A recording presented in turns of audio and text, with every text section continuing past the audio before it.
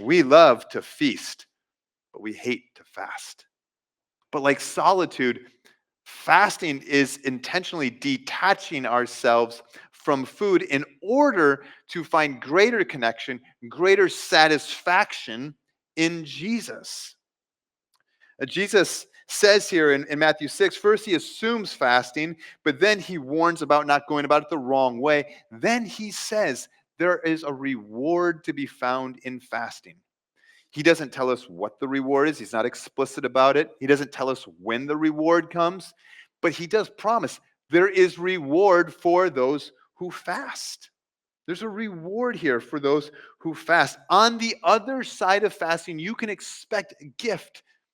Gifts of God's grace, gifts of aligning with God. We don't know what all of them are, but we know that when we fast, we experience greater alignment with God as we grow in dependence on God. Oftentimes, the appetites of our bodies are so loud, they clamor, you need this, grab a hold of this as quickly as possible, say yes to this, that we can't hear the still small voice of God. That we don't notice the passions that he's stirring in us for more and more of him, because all we hear is the grumbling of our immediate desires that we feel like we've got to say yes to as quickly as we can. When we fast, we're learning to say that there is more to life than the immediate.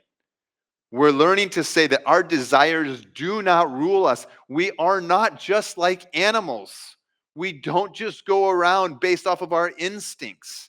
There is more to life. We are invited into relationship with the one who created us. And fasting is one way that Jesus is inviting us to remember this. We fast so that we can feast on the goodness of God. We fast because when we do, we begin to learn that Jesus satisfies like nothing else. In fasting, we agree with Jesus that we don't live on bread alone, but on every word that comes from the mouth of God.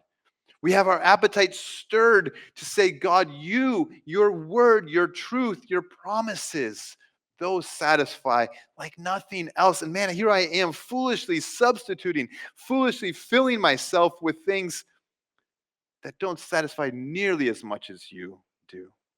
Fasting is a way of suffering voluntarily to train yourself not to become so addicted to the gifts of God that we turn to those as substitutes for God. Just like we saw in Deuteronomy 8, saying, be careful.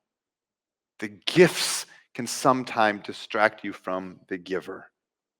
We see in Jesus fasting a strength that he drew that led him into the time of temptation, that would prepare him for the mission, the purpose of his life, to come and give himself on behalf of broken humanity, on behalf of you and me.